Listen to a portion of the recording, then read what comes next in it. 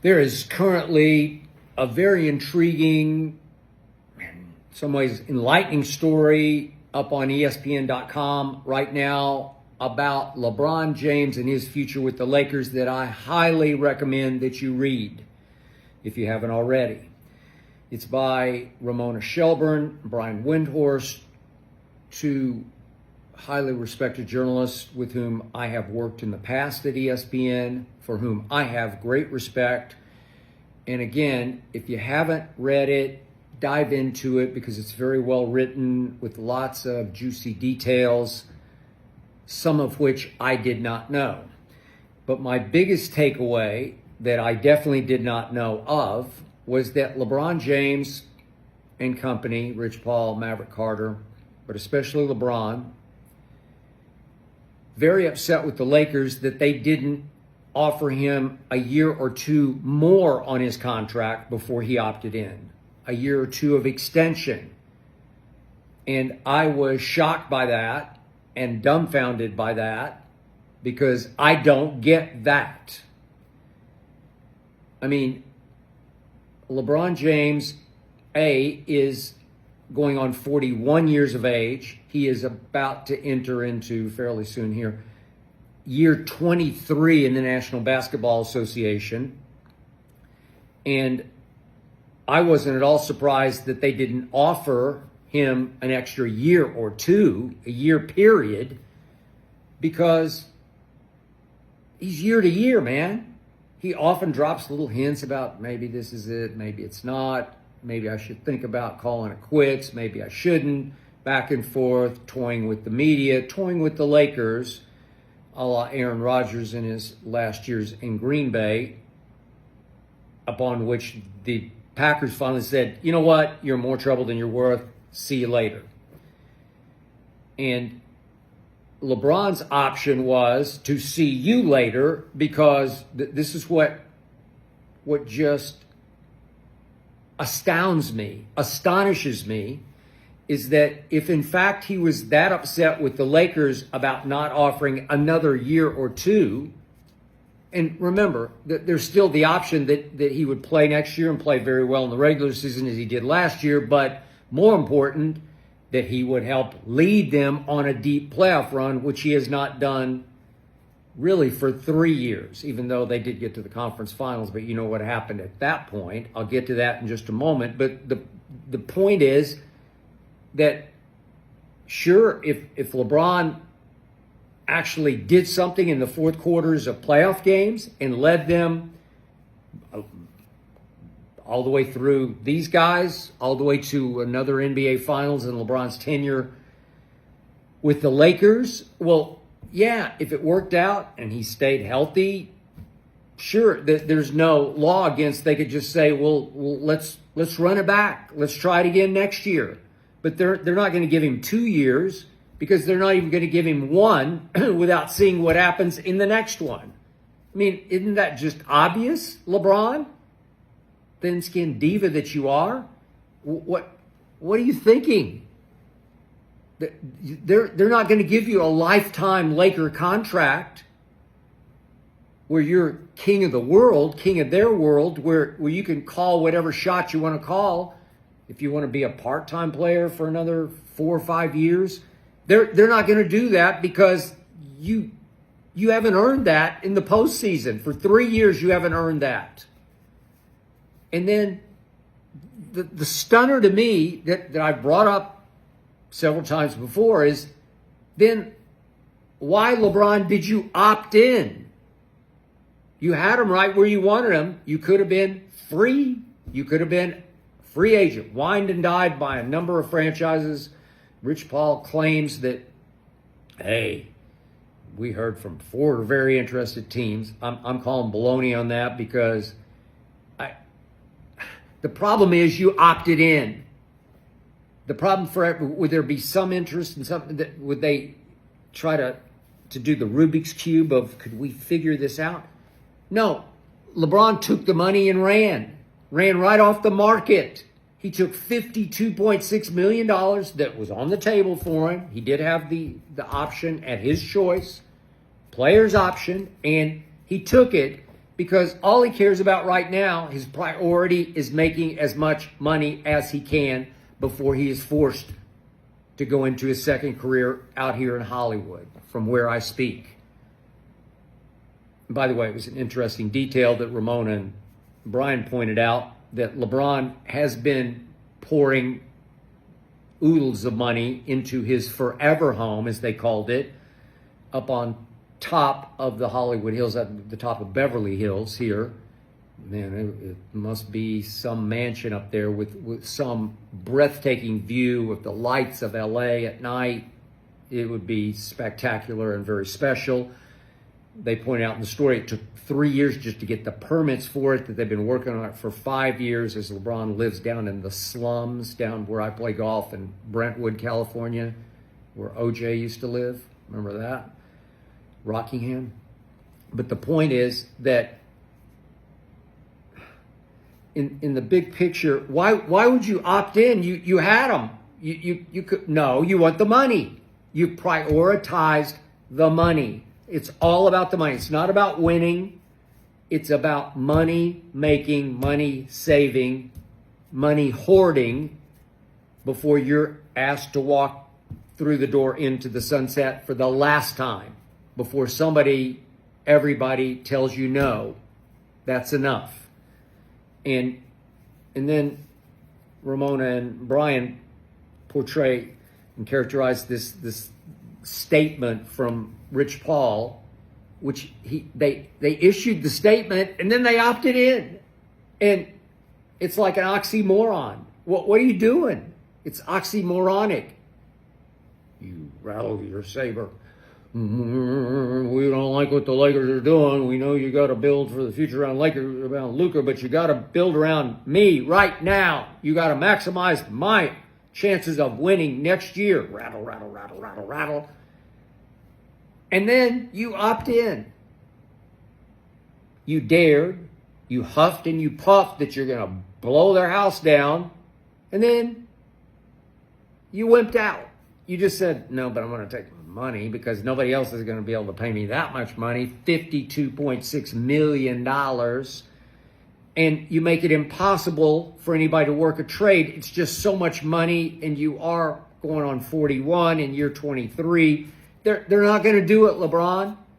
So you can huff and puff all you want, and the Lakers yawn at you because they know you're here. You're building your forever house here. You want to stay here. This your second career, your Hollywood career, whatever you're going to do, and I'm sure you'll be great at it. It's here.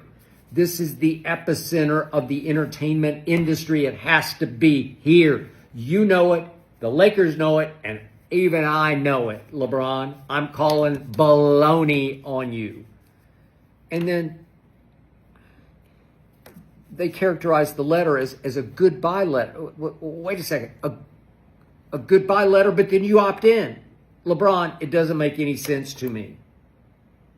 And so now they write that you're on an expiring contract for the first time in your 23 years, that the Lakers are just looking at it as an expiring contract. And I don't necessarily believe that, because you could show them next year, if you're man enough, man or mouse, LeBron, when it's time, when you're favored in the first round of the playoffs as you were against the Timberwolves, you can't disappear in the fourth quarters of games 3, 4, and 5.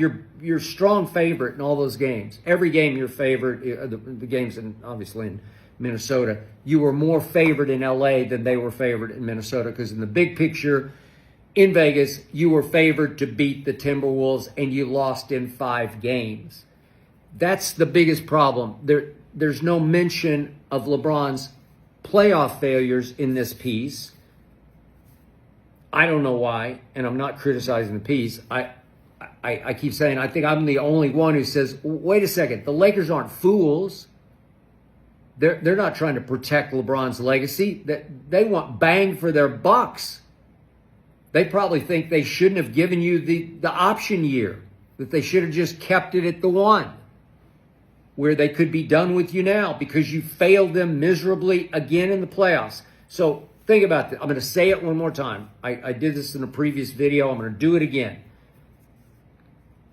LeBron's run in the playoffs as a Los Angeles Laker, he's 28-25. Not all his fault that he's kind of a 500 player, but he's always been the best player on the floor. You can make the case he was even the best player this year because Luka was just fat this year. And he's coming off an injury, and he's got a double chin, and he's got a spare tire around his midriff, and he was no better in those fourth quarters than LeBron was. But you can make a case that LeBron was coming off a sensational 40-year-old season, the best by far we've ever seen, and that it was now the pressure's on LeBron. Show us that you can carry us to do what we're supposed to do, which is to beat the Timberwolves, who then turned right around and lost in 5 to these guys. Lost in 5.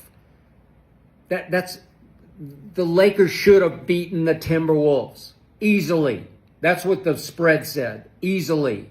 At home, they're favored by 5.5 and 6.5, and you know, come on, man. And I'm going to say it again. Look at LeBron's last 14 games as a Laker. Look at the last 14. What do you think Rob Pelinka and Jeannie Buss and everybody else, all their analytics people, what do you think they're saying after they got gentlemen swept by the T-Wolves? What do you think they're saying? What do you think they were saying after they got swept in the conference finals 3 years ago by Denver? Denver went on and won the championship. I got it. But what do you think they were saying when LeBron, Bleep, and James went to 4 straight fourth quarters against those Timberwolves before they'd broken through and won it all? 4 straight fourth quarters, and he shot 7 of 23 combined in those 4 fourth quarters. He shot 1 of 10 combined from 3 in those 4 fourth quarters. And they were right there every time. Right there, right there, right there, right there. And they lost. And in the closeout game out here in LA in the Western Conference Finals, the closeout game, LeBron had 2 chances late in the last few seconds. 2 chances to tie the game. And he shot one from sort of the wing. I don't know what it was. And it hit nothing but backboard because it caught the side of the backboard and didn't touch the rim. And then he drives the ball. I get the offensive end. He drives the ball, puts his head down. Good for you, LeBron. Maybe you have the guts to go shoot those free throws that you always gag late in games. And you drive it, and Jamal gets his hand on the ball, and Aaron Gordon's all over you, and you end up not even getting the ball up to the rim. I don't know. You're better than that. They've got to say, should be better than that. And then what happened the next year, first round at Denver? You weren't favored that time, but come on, man. You had them. You're right there going to the fourth quarter, and you pout because you took so much criticism, I guess, from others beyond me. I don't know. Maybe I did open a few eyes that year. But you pout in the fourth quarter, and you won't shoot until the game's completely out of control, out of hand. We've seen that before in the playoffs.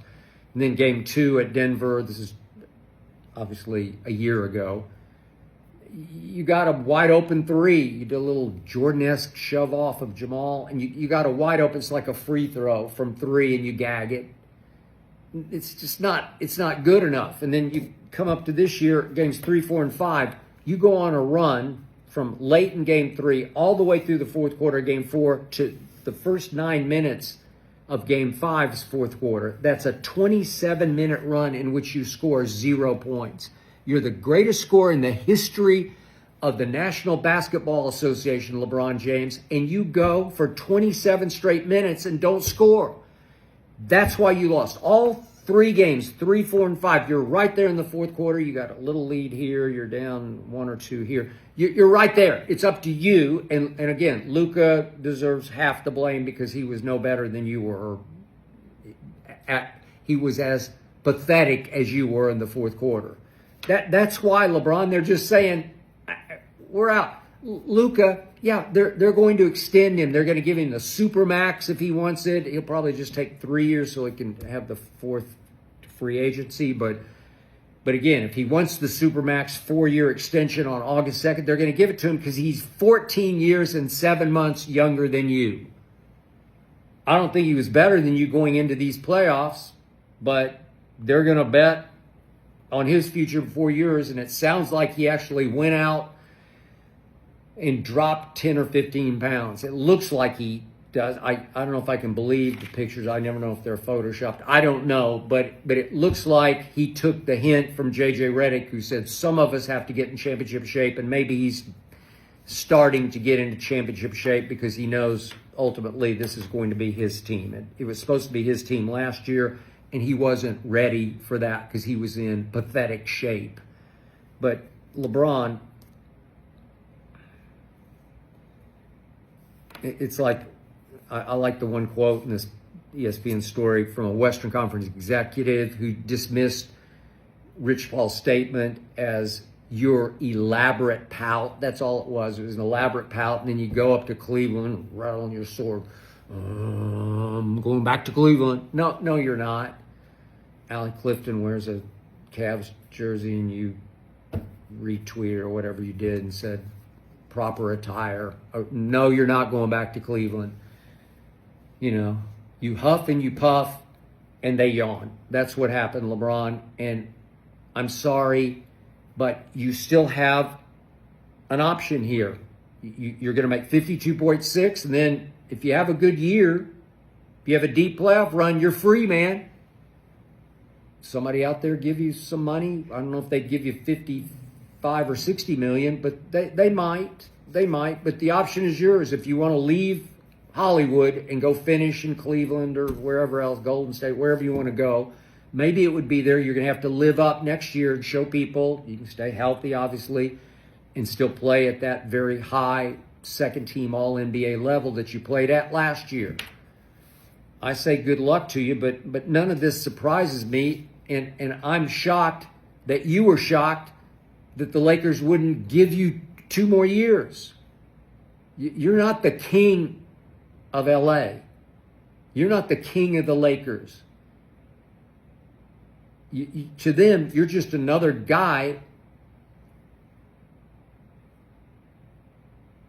who was a supreme disappointment in the last 14 playoff games. That's what happened. They're just saying, no, we're not going to give him an extra year for that. We're stuck with him this coming year for that, for $52.6 million. You actually should be thankful, LeBron, that they gave you an option that you took, because at this point, all you really care about is the Benjamins, the dollars, the millions, the forever home. Happy New Year.